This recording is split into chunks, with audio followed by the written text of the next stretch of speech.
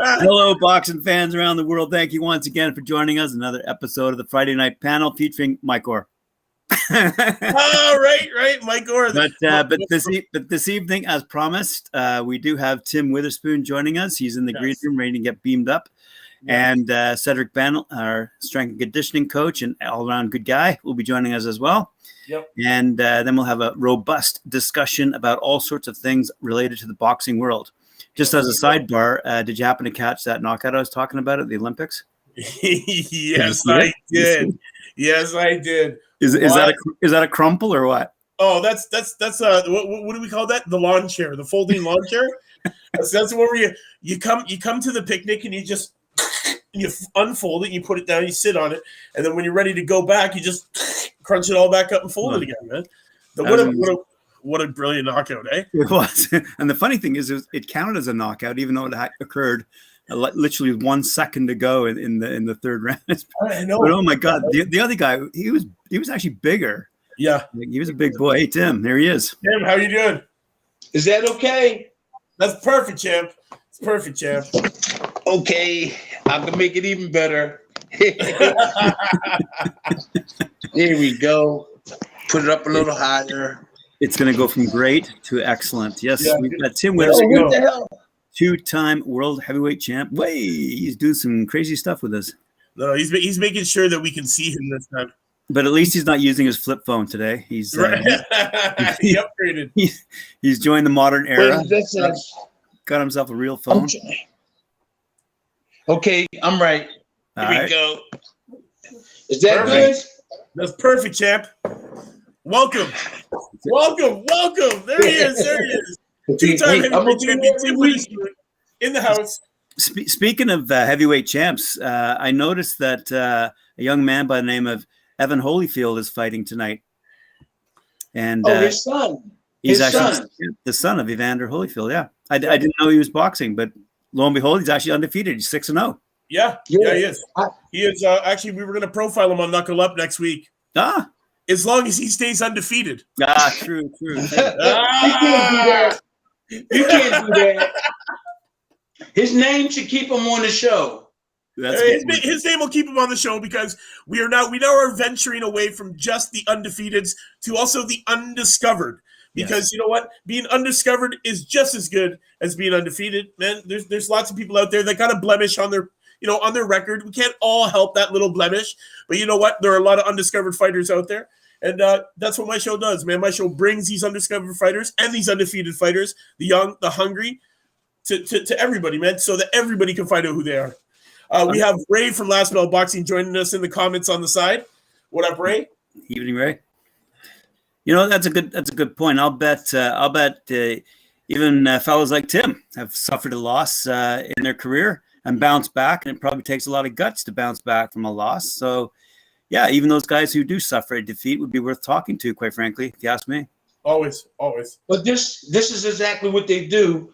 I think mostly with the Olympic champions and guys that really been big before they turn pro, they do have opponents, but their opponents are way better than the opponents like a guy that haven't went to the Olympics. So if I come out, like Holyfield's son, his first 5 guys really probably was no talent, no challenge. You know, right. They know they secure, they knock him out. But as he go along the way, they're going to put these guys in there to really give him a good test. So he's strong. They might have put some tough guys in there in his first 5 fights. But really, you're not supposed to do that. You're supposed to make sure you get them ready to go. Hey, you're supposed to get them ready to go when the time is right. Definitely. Cedric, welcome, Cedric. Thanks for joining us, brother. He's froze. Yeah, he's posing in front of his Lamborghini. Corvette. It's a Corvette. Corvette. Chevy Corvette. Yeah, I think he is frozen. Hey, he might be frozen. So you guys know when the boxer first starts, his management and promoter they kind of like set the pace and try to get the fighter, build him up. And you know, a lot of people that know boxing know that you build them up, then you put them in there with somebody tough. So a lot of these guys, for instance, real quick, what happened there? Are we on? Oh, we're on. Yep. Okay.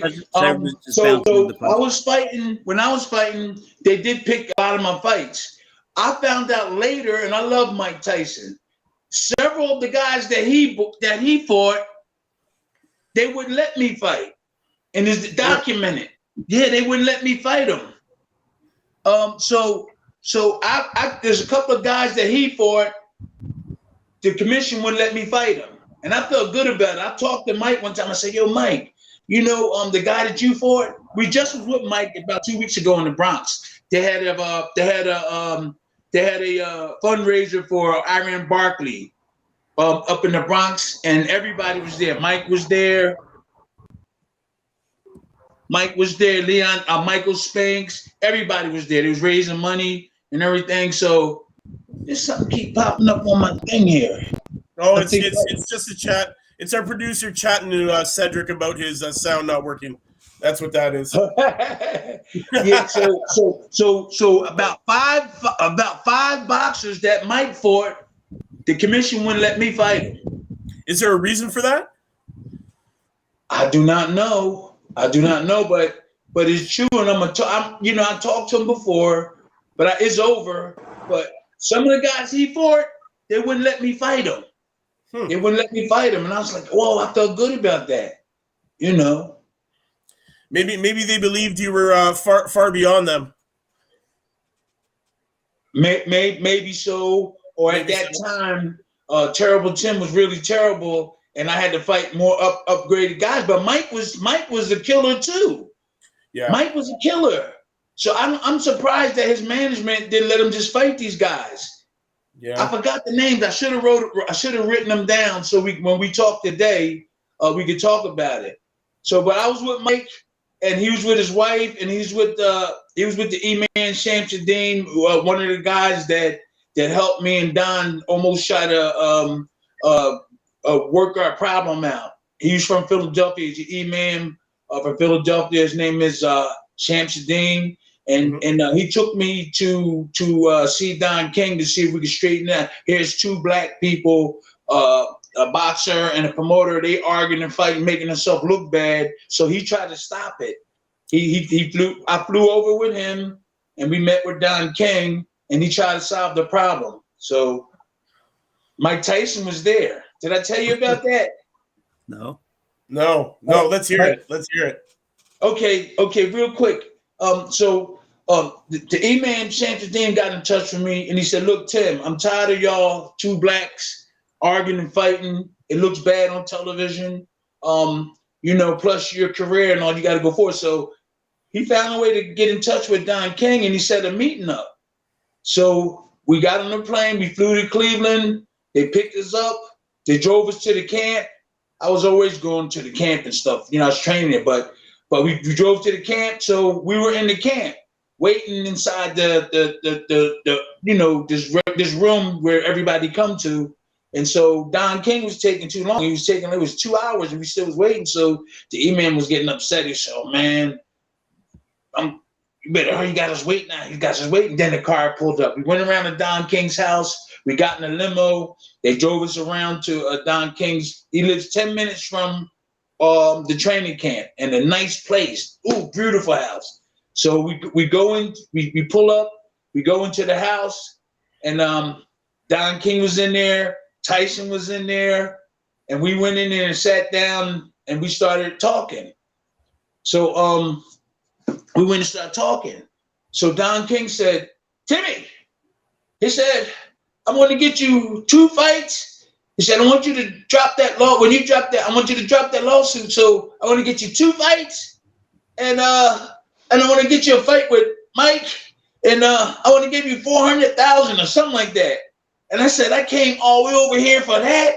So I started cussing. I was like, "Man, I ain't come over here for this. I'm gonna take him to court." So I walked in the other room. The E-Man grabbed me and walked into the other room, and he said, be quiet, Tim. We're going to straighten it out. We're going to straighten this out. We're going to straighten it out." So When I was in the next room, we heard Mike telling Don King, I'm going to give him some money. Mike said, look, man, I'm going to give him some money. All he want. This I heard Mike saying in the next room. So I heard Don King said, you better not get motherfucker. He said just like this. You better not get that motherfucker nothing, Mike.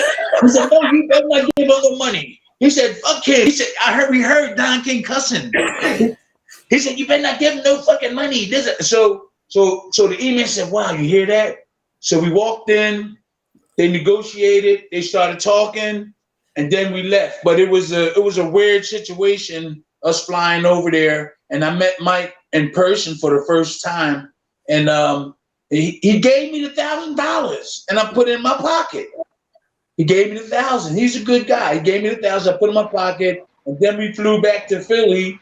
But nothing never materialized. Nothing never materialized, and we couldn't drop we didn't drop the lawsuit or anything, and we went on. That's interesting. That's interesting. That's funny. Don King was cussing me out. He said, he told Mike, don't get that motherfucker. No, he was cussing. Oh, I'm sorry. Excuse my language, everybody. I'm sorry. I don't think Cedric minds. No. Oh, I don't mind either, man. I think it's hilarious. That's a great story. That's a great story. Hey, listen, man, Don King, when we walked in the next room, he just started, the hell with him. Don't get that MF nothing. Who the hell? And all this stuff. And then when I came back, Mike just gave me the $1,000. Now I respect Mike is a good dude. Mike is good. He's very humble. He seems like a very humble individual. Yeah, I just seen him last week. He For as ferocious he is in the ring, he really can hold his composure outside of the ring, and he seems very humble nowadays in his older age. Yes. Well, he got marijuana. The marijuana thing has got him relaxed and everything. So Yeah, it does. What's his strain called? The knockout? Yes. It should be. Yo, I'm gonna patent that right now. You should. So Tim, what did Don King do with all the money he made? What did Don King do with all the money that he made? Yeah, if he didn't pay his boxers, what did he do with all that money? Well, it had down there that he was worth $250 million. I thought he was worth more than that. About a month ago, we were looking in this thing, and it had that he was worth $250 million. So he probably only got about $125 million. I don't think he never should have stopped promoting. We needed Don King. Even though Don King did what he did, I was willing to work things out with him and everything. And right now, I left it. I told y'all guys I left it at, you know what? I'm going to go on with my life and be happy instead of worrying about Don King the rest of my life, the negative thing. So, and it was really getting sick. So with Don King, wait a minute. What was the question? What did he do with all his money? Oh, right. I'm sorry. I don't know. I don't know what the hell I don't know what he did with his money. The money that he allegedly took from boxers and all that type of thing. I was just worrying about surviving my own self.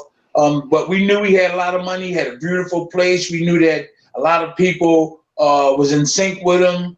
And then there was a lot of people that was upset with him. And right today, I'll talk to you guys, but I don't want to go around the streets and every event I go to talking about Don King because it's over. It's over now.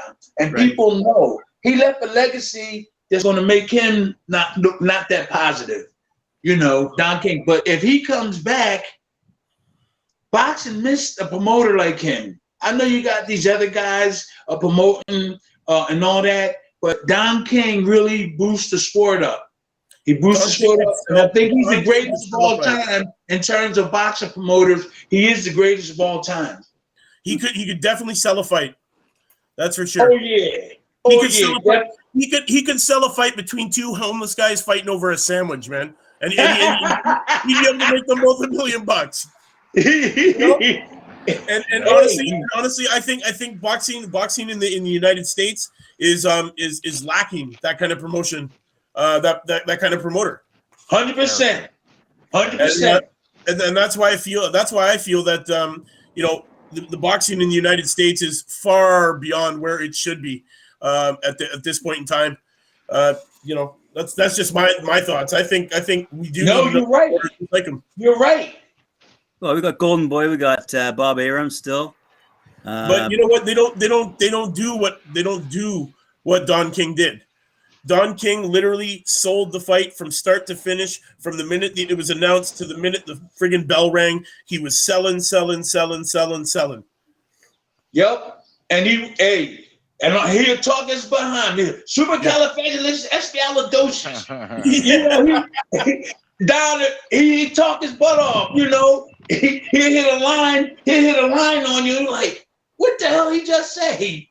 All these big different words. We needed him. Yeah. And even at the times he was doing me wrong, I was still being his friend. I would go anything happened to any of the boxers, and he had him in the room, I'd go in there and put my 2 cents in there to try to save the boxer. Sometimes I go and he said, Tim, get out of here.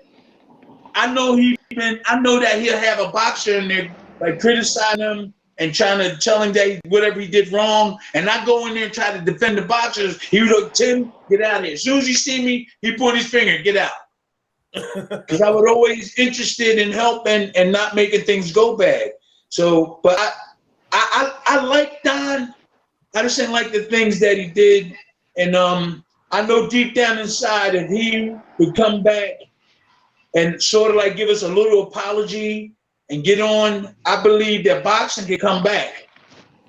Boxing can come back a little bit more. They need somebody to give that feeling that, they need somebody. All the promoters are promoting, they're making big money. We need that stuff that like Don King, we need that stuff. Well, I certainly believe that Eddie Hearn over in the UK is doing that with Matchroom right now. Right now he is. Ray just made a comment from Last Bell Boxing. He said that King was in a great era, which made his job easier. But Mickey Duff in the UK was just as good, but didn't have the calibration of fighters. I met Mickey Duff a lot. I met him on a couple of different occasions. That was Bruno's promoter, right? Mickey Duff. I believe so. Yeah, there's some bad stories. I heard a couple of bad stories about him.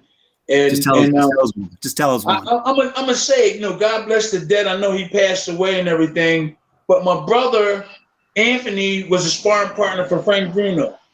Now, my brother Anthony had 14 fights and 14 knockouts. I didn't like the boxing. He was a light heavyweight. And I hated to box him. And I was a heavyweight. This boy could punch. 13 fights and then he lost. He told me that Mickey Duff was racist. He heard him saying nigger and everything. And Mickey was cool with me. I talked to Mickey. He was cool.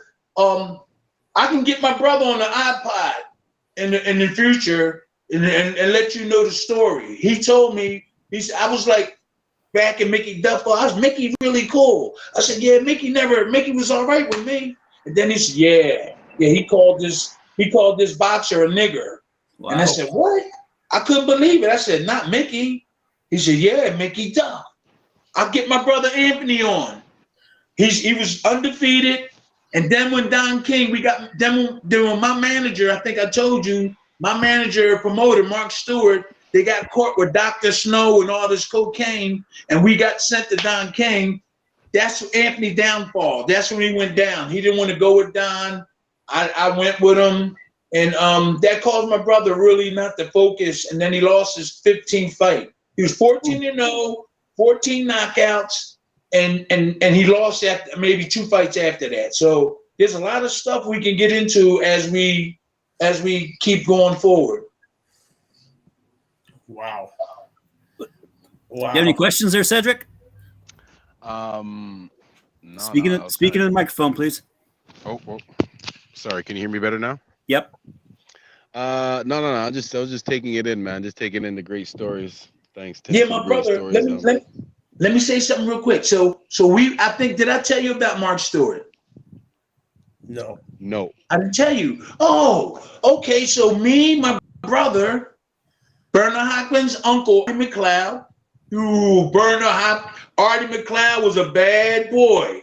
When he boxed, he sparred with Marvin Harris. It was me, Anthony, my brother Anthony, Sterling Quick, who was a good welterweight. We had Artie McLeod, who was a middleweight. That was Bernard Hopkins' uncle. He had gray eyes, and it was somebody else. But we were living in Center City, Philadelphia, not too far from the Rocky Steps. In Center City, he had music people. Frankie Double Dutch. You ever heard the song Double Dutch Bus running down the street? You ever heard that song? Yeah. Frankie. It was Frankie. And then Fat Larry's band. He had Fat Larry's band. Bill, Brandy Wells. He had a lot of musicians.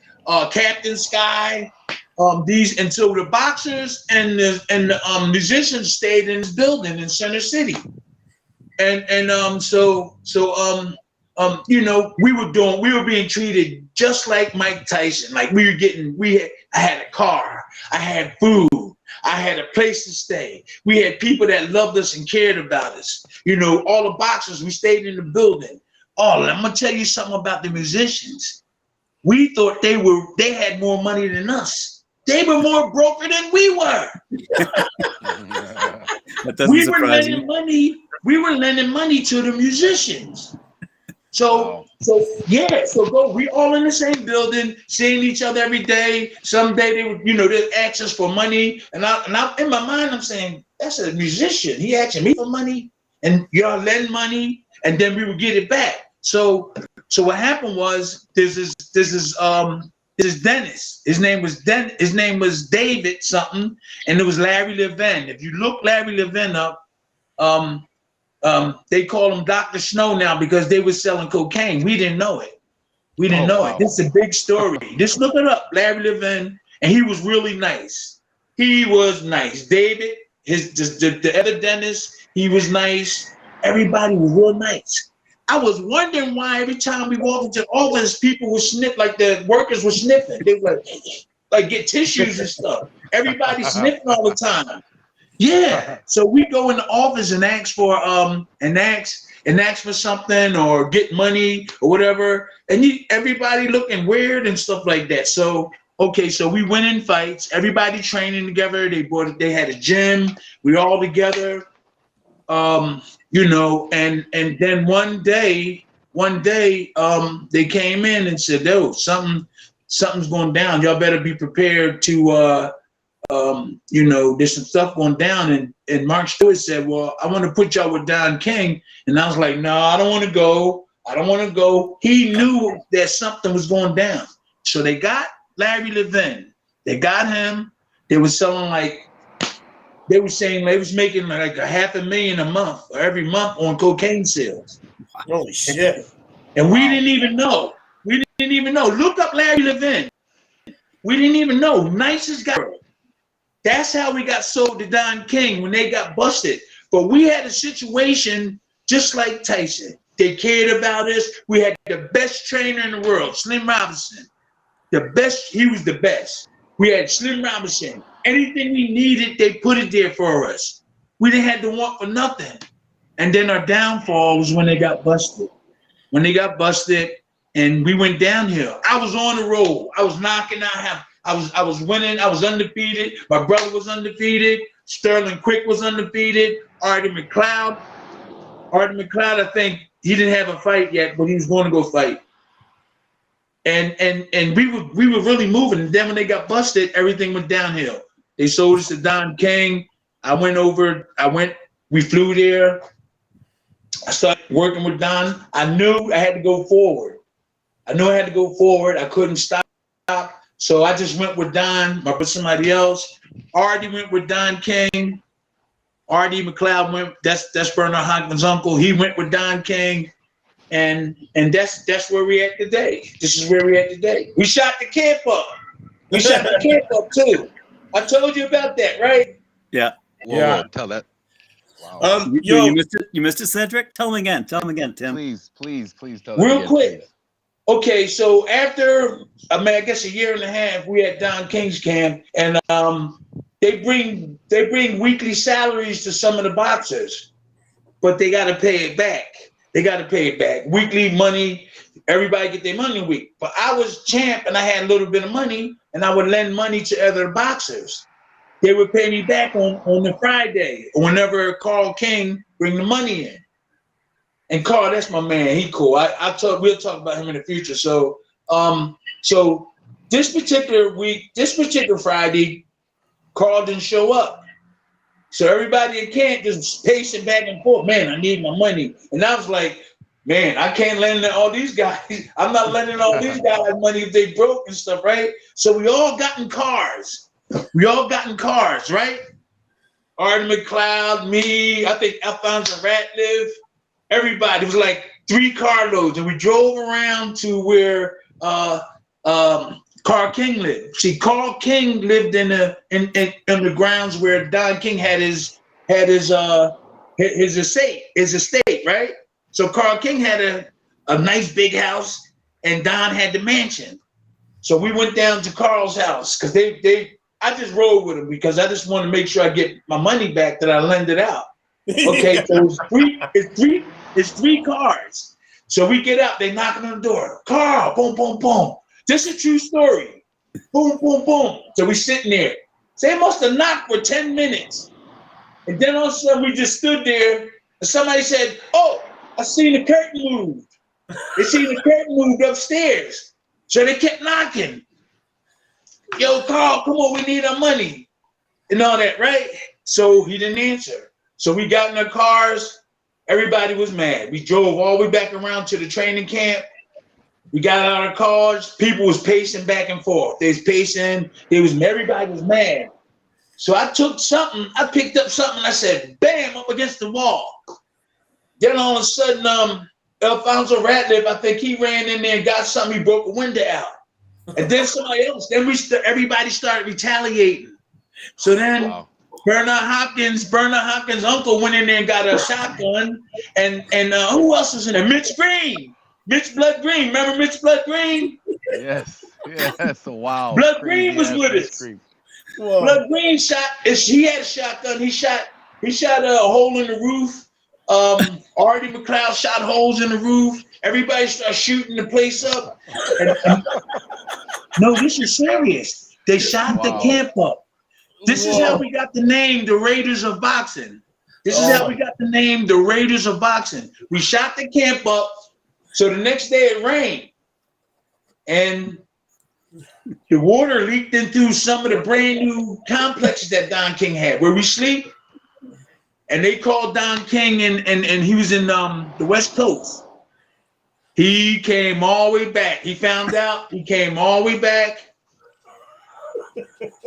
He came back and he had everybody waiting in line, one after another, crucifying them. Say, Tim, no, so-and-so. I heard you was involved with you going home.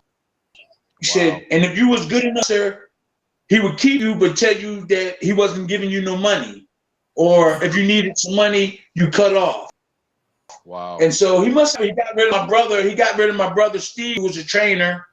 He got rid of him. I think he sent Bernard Hopkins out too. I think he got rid of Bernard Hopkins. Uncle Artie McLeod. He said, you can't come back in. So he got rid of about 8 people in the camp. That was the rebellion. So Muhammad Ali had a security guard named Abdul Rahman. He was a light-complected security guard, and he would always tell us what's going on in the camp. He was with Muhammad Ali first. So anything go on, he would call and say, look, man, you got to be cool. Don might do this. Don might do that. So Don didn't know that he was helping us. So he gave us the name the Raiders of Boxing because we stood up to Don King and shot his camp up and out of anger because of the money and everything. So if you look on some of the stuff, you see the Raiders of Boxing. Oh my God! That's where we got the name from. He called us the Raiders of Boxing. He was originally Muhammad Ali's security guard, bodyguard. He's light complected and he's from Georgia. So he gave us the name. We shot the camp up, broke it and messed it up bad. And Don King was mad as hell. And he just sent a lot of people home. And then we just went back to being at the camp as usual after all that was over. Yes, the Raiders of Boxing, which you are now the president of, right? Yeah. That's how it became because when I slammed that thing, I think I broke a window, and that's what started it. But I was like, I'm saying I don't like to be the leader, but I was a nice guy. I didn't want to hurt nobody. I just want to do what was right. And right. And everybody, we liked each other. We was getting along, everybody.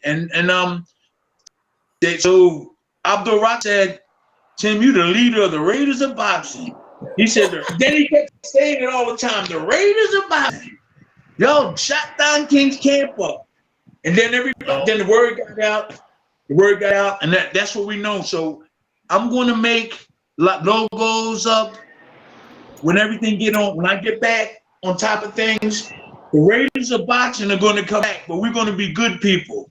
We're going to start an organization. We're going to try to do good things. So they're waiting around to bounce back there. Mitch Green is in the home. He's sick. Mitch Green is somewhere up in New York in a home. He can't take care of himself. That's what I found out. Wow, that's sad. That's yeah, it is. Tim, what do you think about Canelo now facing Bivol? Yeah.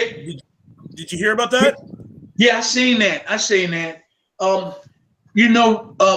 My opinion, when you're a champion and you keep winning, and you probably heard this before, you keep winning all the time and you keep winning and there's really no big challenges, you kind of like go down a little bit, constantly winning all the time, constantly victorious, everybody's cheering for you. It gets dull. To me, it got just being successful, the little bit that I was, you kind of get dull and a dull feeling. So let's not hope Canelo has that. Okay, let's not hope that. And this other guy that's coming to fight him is really ready to go and catch him on a bad day. That's just one thing. The second thing is he might be still ready to go kick some ass, but he hasn't been. He hasn't been fighting in like what, 8 months, a year? It's been a few months. No, his last fight was Saunders, right? Oh, Saunders, Billy Joe. Yeah. When he broke Saunders' eye bone. Yeah. Okay, Billy Joe. Yeah. So yeah, now apparently the deal has been done, and Canelo will be facing Bivol. Ray wants to know, Cedric, if you'll be watching that one. Yeah. He's already replied. Yep. Oh, he did reply. He did reply to that. Okay. Definitely. Who the hell's not going to be watching that one? Come on. Exactly. Come on. I like Canelo. I like him. I do too. I like Canelo. I think he's good. What about these new cards coming up? First of all, Can versus Wood. What are your thoughts on that? See, that's what's wrong with boxing now. We don't got a lot of former guys like me up to par on what's going on. I got to take care of my family. I got to do this and that. My main focus was to try to get to be informed when people ask me. I don't even know who to say those names again. We have Lee Wood. He's a Nottingham boy, and then we have I guess he's Japanese or Chinese. Zhu Can. Is this a guy, the Japanese champion? Sorry, he's from China, Beijing, China. He's 18-2 and all, 18-2 with 3 knockouts. He's defending his WBA featherweight world title against Lee Wood. Lee Wood is out of Nottingham, England. He's 24-2 with 14 knockouts. Wood is one of the guys I like. Yes, Ray, he is Chinese. I did correct myself. Thank you. You know what, Wood? I believe Wood's going to come through and destroy this kid. I think it's going to be a quick one. I think it's going to be, I think it's going to be a hands down. I think it's going to be done by the 4th, 5th round, easy. And I think that, if you're thinking about the Japanese boy, you're thinking about Nayuwa Inoue. That's the Japanese boy. That's the guy you're talking about. He's pretty good. Yeah. I have a journalist. He's a friend of mine. I've been knowing him for like 35 years, and he keeps me up the par on what's going on. He sent me some videos of the Japanese guy. He's pretty good, but I noticed that he was getting hit with a left hook. He was getting hit with left hook frequently when I saw his fight. So he's got to keep that right hand up so when somebody turn that left hook, it won't hit him. He got caught with a left hook a couple of times, and I'm thinking he's not thinking defense, just mostly all the offense. He got caught, and I was like, right near the end of the round, but he won the fight. He won the fight. Yeah. Then I seen some more of him, but he kept getting hit with that left hook. He kept getting cut with that left hook. So somebody has to notice that and let him know that he got to keep his right hand up. But I didn't really get a chance. This is what I'm gonna do. I'm gonna start watching the fights, when they come on, so I could be really ready to go. Well, now you got the fancy new phone. You can stream them on your new device there. Yes. There you go. Also, another big fight. Another big fight on that card has to be the Conor Ben and Granados fight, which is geared up to be a really good one. Last time we saw Conor Ben out, man, he did it in a timely fashion. He did put away one of our Canadians real fast. He made it look real. Oh, Ben fight is off, apparently. Thank you, Ray. Thanks for the update. Wow. Ben has COVID. Okay, so you've heard that here. Conor Ben fight is off, has COVID. That sucks. I was really looking forward to seeing that. Whoa, that's bad. Yeah. I guess. Does that mean the Lee Wood is going to be moved up to the main event? Because I know that Wood fight was supposed to start off the card, apparently. So I guess we'll see how that lineup goes. Yeah, is the fight still going to go on, though, right? Yeah, there's still a card. So yes, and yes. So that means Wood and Can have been moved up to the main event, and then Conor Ben is off. You know what, Ray? Thank you for letting us know, man. I was totally away for the last couple of days, vacationing, so I wasn't able to read that the Ben fight was off. Definitely, that's going to be a shitty little event there, but definitely still a good card, man. Definitely got to watch Lee Wood versus Can, and I believe Can is not going to be able to do it. I think Wood's going to come through and destroy him before the 5th, man. It's going to be quick, painless. I just think Wood has too much power for this kid, man. Is that on the DAZN card tonight or tomorrow? Tomorrow. 31st. Tomorrow.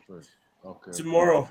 Also, there's the Kiafi and Rice card, which is also on Fox. That event's tomorrow. You got the unbeaten heavyweight Michael Coffey is to face Jonathan Rice. That should be a really good fight too, man. Two big boys going at it. Always love to see these big boys go at it and knock each other. Wow. See, that's this real quick. This is why we need support for boxing. There's a lot of boxers like me now. I'll be watching fights and I'll be like try to get informed. We need somebody to us informed to keep us active. Here it is, a former 2-time heavyweight champion of the world, and there's some stuff I mean, you know about it. At least I should know.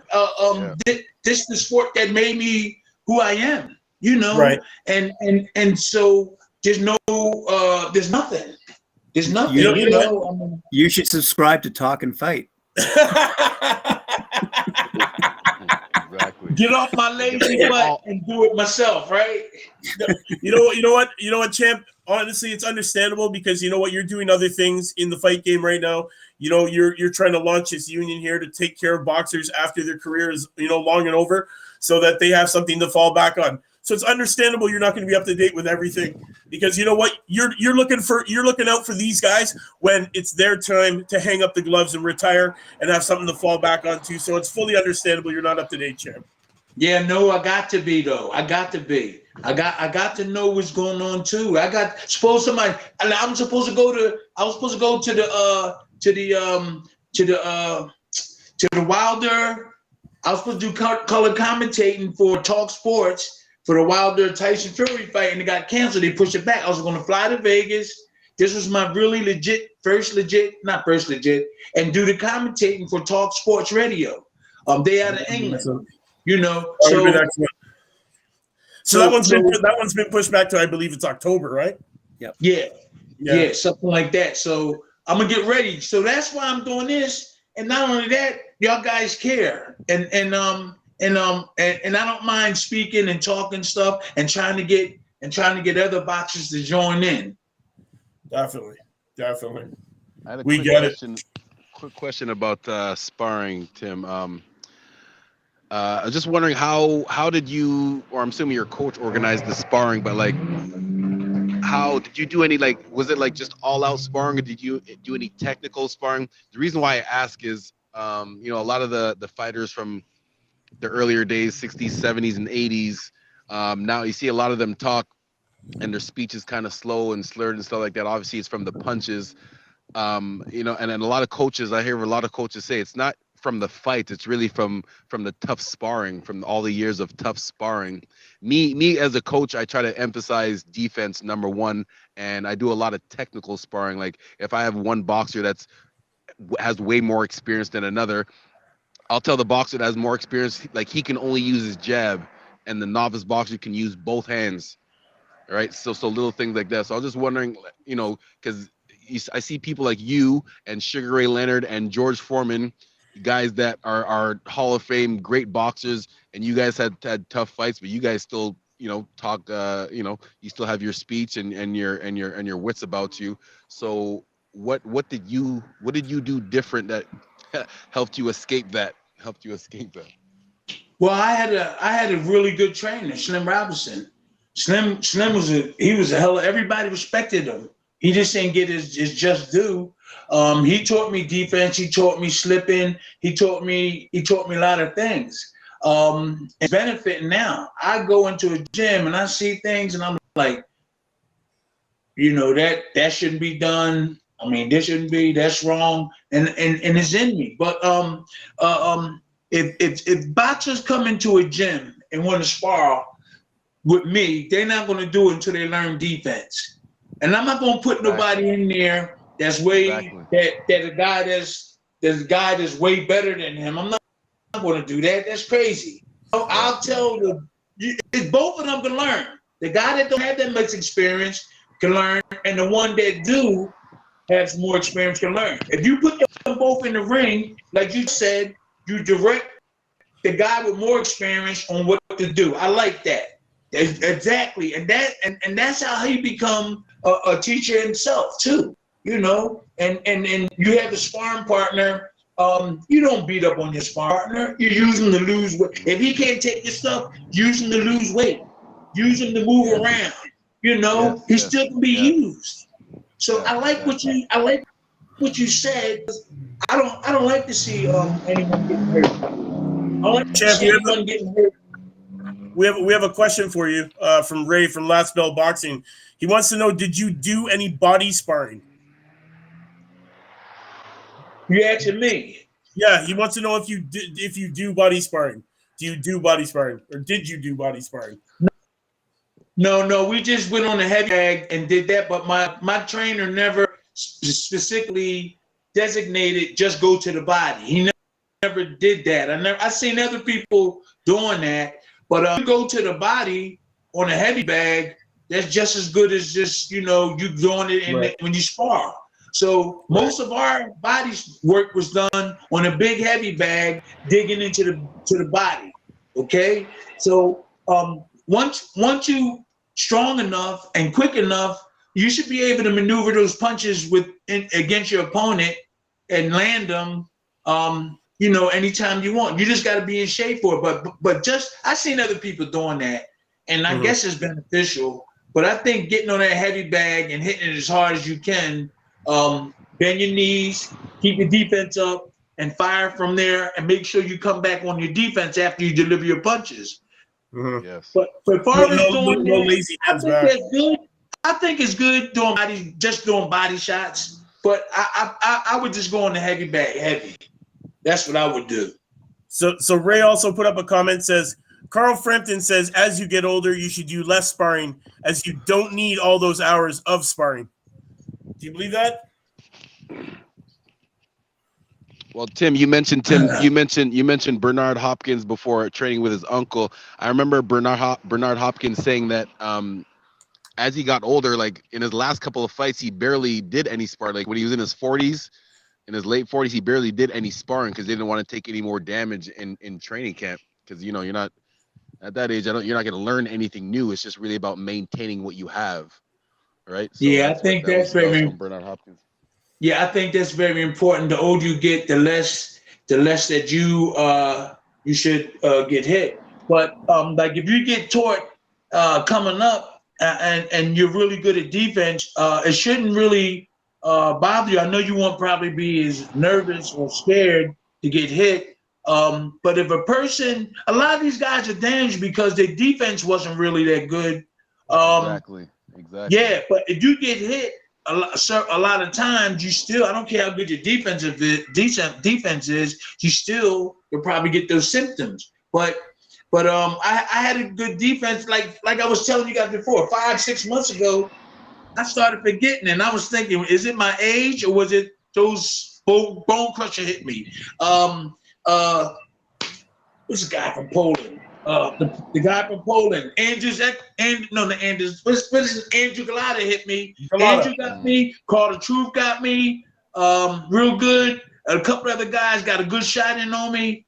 But it didn't really affect me. But now, like I said, I was forgetting about 5 months ago, but not bad. Not bad. I think it's come with age. So I got hit hard about, I would say, 7 to 8 good times. Larry Holmes didn't have nothing. Yeah, good job, but that's the other.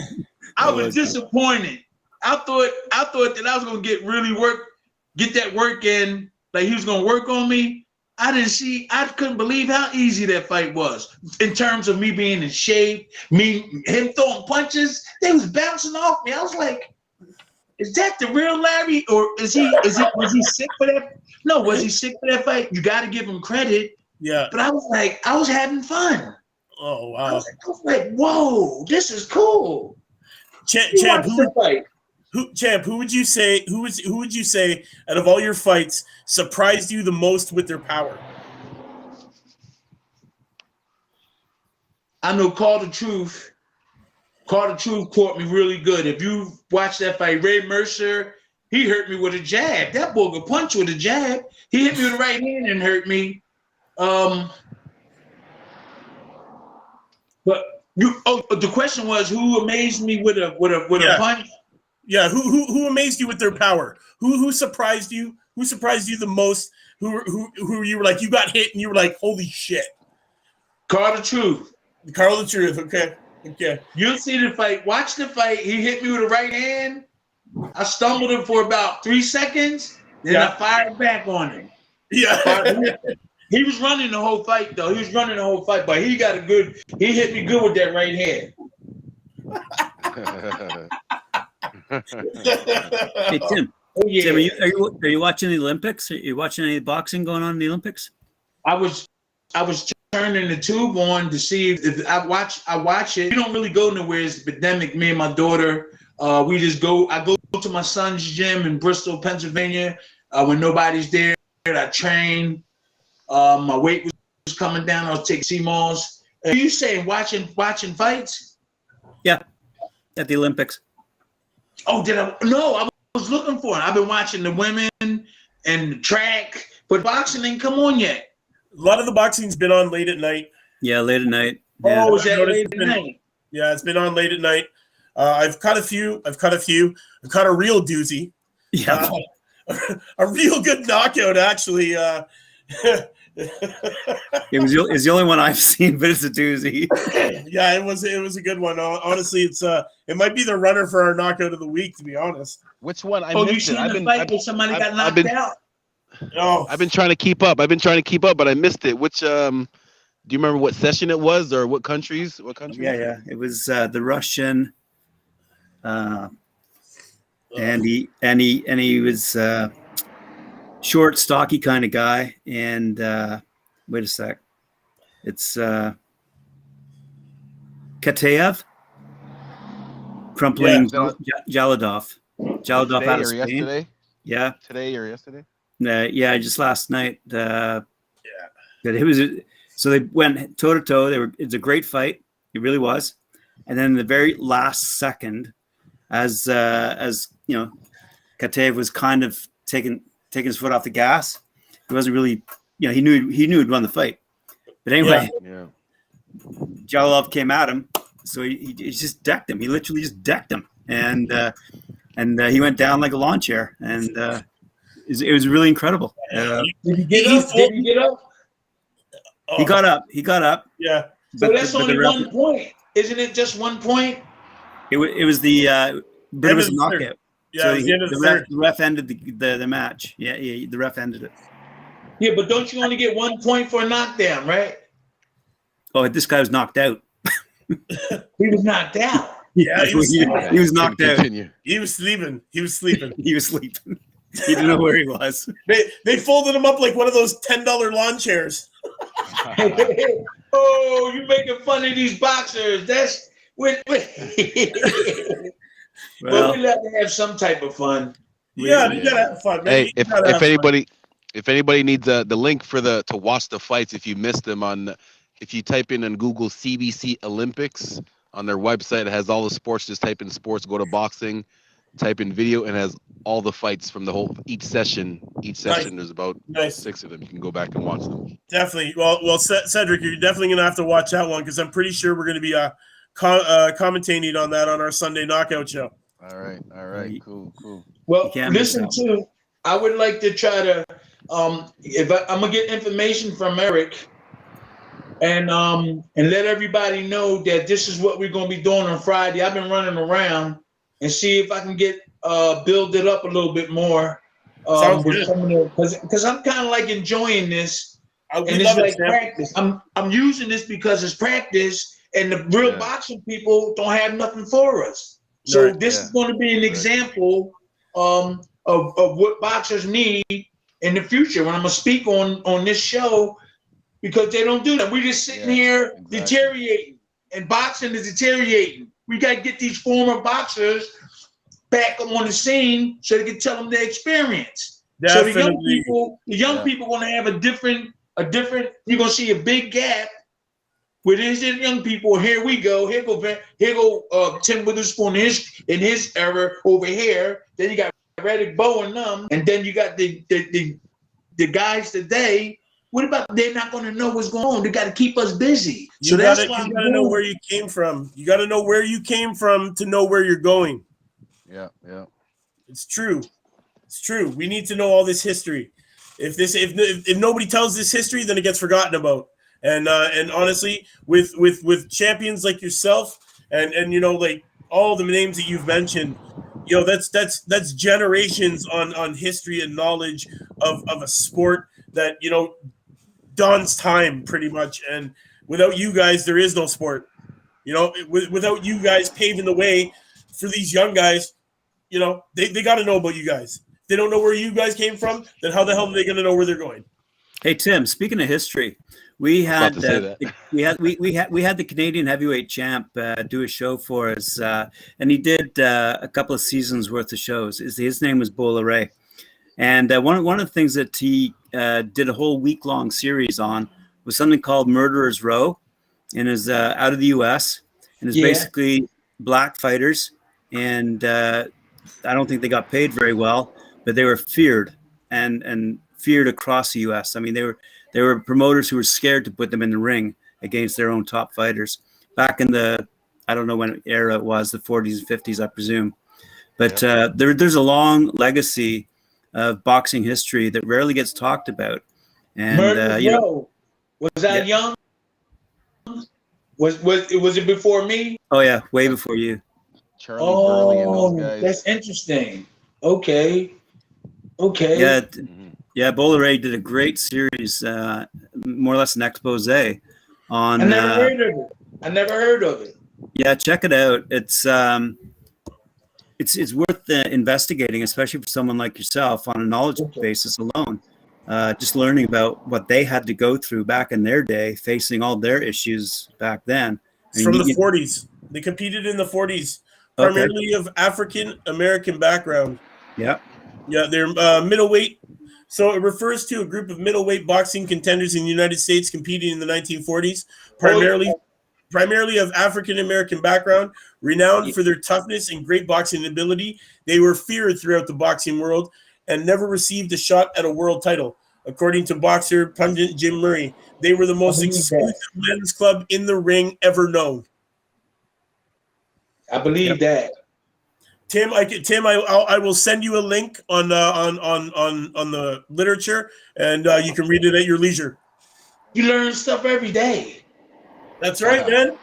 That's what we do here at Talkin Fight. We educate. That's educate. Right. Wow. Well, after Bull Ray had done the series, I said to him, I think even like live, I said to him, wow, someone should make a movie about that. I mean, that is movie stuff. Yeah. You know, it's the type of stuff that doesn't even get taught today, let alone we stumble across it. It's not until someone like Bull Ray, who studied it and understands all these different personalities that were involved in the fight scene back then, and how they basically got ripped off. Taking dives and all that type of stuff, right? Mm-hmm. Yeah, there's a lot of getting paid to go down and all that kind of stuff. Oh, yeah. Hey, see all those middleweights came out of Philly, Willie the Worm, they had Cyclone Hart, you name them. They had a lot of middleweights that came out of you remember Jesse Hart dad? He was a bad dude. A bad dude. They had a lot of middleweights that came out of Philly during that era. Mm-hmm. And they were pretty good. I'm just trying to remember. Georgie Benton was a welterweight, right? I believe so. He was a welterweight. Slim was a light middleweight, light heavyweight. My trainer. So do you know Charlie Burley? You heard of the name Charlie Burley? That's an old time guy. Charlie Burley is the greatest fighter in Murderer's Row and probably goes down as the most talented fighter never to compete for a world title. Wow. Right. That's his era. Charlie Burley, they call the greatest fighter in Murderer's Row and the greatest fighter to never fight for a world title. Yeah. So Bull Ray did an entire episode on him.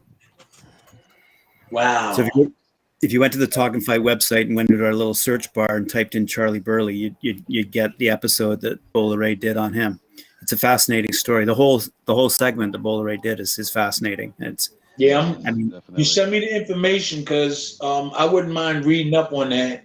We heard a lot of things. Tim, I will send it over to you. I will send it over to you as soon as we're done. We heard a lot of things about those boxers in those days, especially me when I was started going up to the gym. I went to the old Passion gym down there where Rocky made that movie. The Italian Market. Yeah. Our gym was right there, right in the beginning of the Italian Market. It's in the Mafia neighborhood. When we go to the gym, we were in the Mafia, the Italian mob area. And we would go there and go to the gym. Then we would go home. But the blacks would go to the Italian Market on the weekend when they get their money. They would go there and shop. Right now, it's predominantly Vietnamese, Mexicans. But when I was little, it was I think it was Jewish people there, but it was I couldn't tell who they was. I was too young, but it was a lot of people, man. That market was booming. It was booming.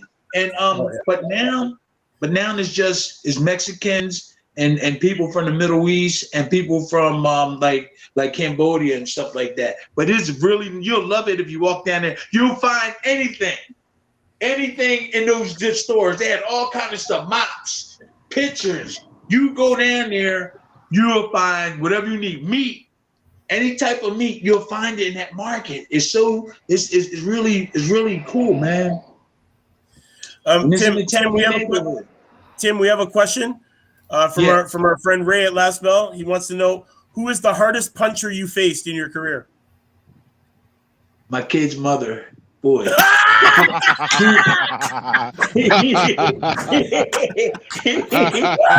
Boy. Nah, you know what?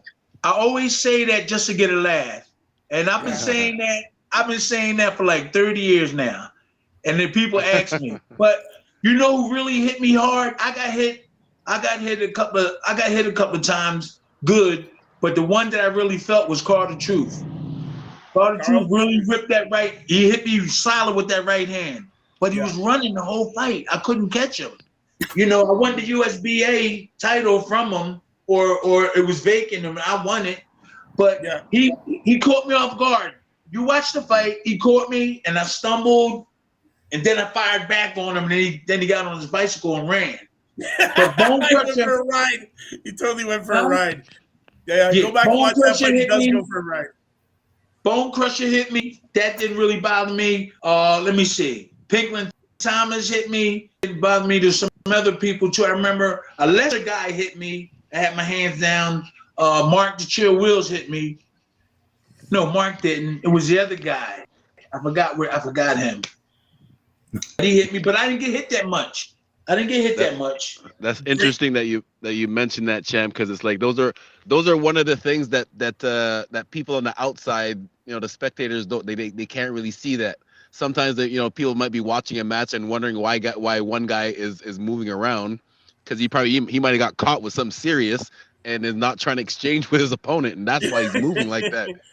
All right, but these are things that people don't really see on the outside. So it's funny that you mentioned it. Like some of the names that you mentioned maybe weren't worldly known as hard punchers or knockout artists, not names that people would know. But if you were in the ring with them, you definitely would know, right? Yeah. But real quick, I do believe that a lot of these young boxers that's bouncing around, it's good to bounce around and move around. You got to preserve your energy. But there's a lot of boxers is move because they don't have defense. You can't tell me. I know for a fact. There's a lot of guys, a lot of boxers, they move because their defense is not that good and they don't want to get hit. And I know you know that. I know you know. Because I got 100%. Defense. I got 100%. Defense, and I don't really move because all I'll do is give you a chance to miss, and this is it. Boom. Exactly. Not bouncing all around and moving around. And another thing, Floyd Mayweather, right? You see the way he do this? Then boom, he touch you like that. Yeah. You let him. If I was boxing, you let him do that with me. When he do one, as soon as he come back, I'm throwing a punch, or I'm gonna break his arm. Don't leave your arms out there with me. The old timers taught me. Now, if I was in the corner with somebody fighting Floyd, and he's doing this touch stuff, his arms would be broken. Just give him a nice uppercut to the elbow. Yeah, hit that elbow, right? Or hit him in the chin. Look, if he do this, that's enough time to hit him with a left hook or something. Shall he play like this? He'll play and touch you. I'd have hit him 4 times. There's no trainers out there. Look, that's it's kind of like that's reality right there. He's doing like this. You can hit him like twice before he come back, or hit him with a shot. What do you want to feel somebody? What? Why you want to do this? That's just to get him moving, I think. But I would break his elbow, or I would just hit him on his arms. You know, you can hit him. You can hit Floyd Mayweather when he's doing this. When he's doing this, touching you, throw a punch. Yeah. Guys be sitting there watching him do it when they should be throwing a punch. That's it. Stay busy, man. Stay busy. I think we're coming up on that time, Graham. We are. And let me just throw out one more thing onto the mat here. We were asked by a fan of our channel the other day about Bridger weight. It's this new division that's been implemented by one of the organizations. And he was wondering whether, our opinion, whether we thought a new weight class was needed in boxing. And it's I believe it's in between the cruiser and the heavy, if I'm not mistaken. Yeah, it's in between the cruiser and the heavy, and it's being recognized by the WBC. How much would that weight be? That's crazy. I think it was a 6 pound. Do you know, Cedric? So no, I don't know the exact number, but you were right. It is between cruiser and heavyweight, which is a big jump. But I don't know. It's gonna be interesting how they incorporate that and which boxers out of the heavyweight division. Because technically, Deontay Wilder would be a Bridger weight, right? He walks around like 212, 215. So I don't know. It's gonna be interesting which heavyweight boxers decide to move down. I think it's gonna be like an ego thing. I don't think that the heavyweight boxers are gonna want to move down I don't think their egos will let them move down. They probably want to stay at that super heavyweight, just for that status. Well, I like them big guys. I mean, I didn't really want to get heavy. When I got around 216, I didn't care whether you use 260 or 240. You know what I'm saying? I didn't care. When you get past a certain, I don't know, man. I don't know why they want to bring another weight like that. So it's being established for boxers that are 200 to 224. Now, established by the one organization. Okay. Yeah, that's only by the WBC, and it's going to be between 200 and 224. Oh, okay. Well, I don't know. They didn't need the heavyweight division. They just left it, like it was with us. You had to fight. If you was 205, you had to fight somebody 260. I did good. I knocked a couple of guys out, 205, and they was 260. I knocked them out. I had the advantage. I think the problem nowadays is that the guys that are up there in the 260s, 240s, 250s, 260s, they're all like 6'6", 6'7", 6'8", 6'9", and then these guys that are at 200, 205, 215, they're all like 6'4" and lower, right? So it might be just trying to even out that height difference, man, because that reach is a big thing, and especially for guys that are 260 pounds who have 6-inch reach advantage on a guy who's only 6'3". It can do some serious damage. Yeah, but once you get inside of that long reach, it's curtains for the guy with the long arms. So exactly. That's why Joe Frazier. Yeah, see, it's all about education. It's all about learning too, because if you give me somebody with long arms, if I'm fighting somebody with long arms, I'm going to practice. When I practice, I'm going to be practicing moving on the inside and staying there, taking away his length. That's what you're supposed to do. Your trainer supposed to come in when there's something like that. So I wouldn't care about a guy got long arms or he's taller than me. I get inside, I got to, and that's why you got to tell the boxer.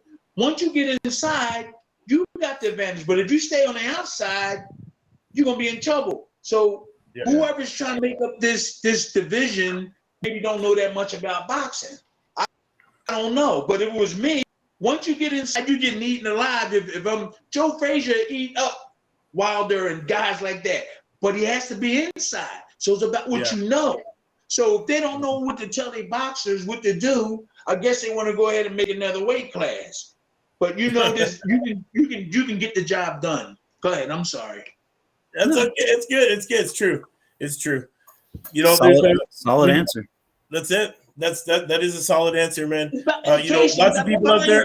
What to do if something's broken and you know how to fix it? That's what you do. You can. That's why you have trainers. You want to make another weight class because he left. He's gone. It's all good.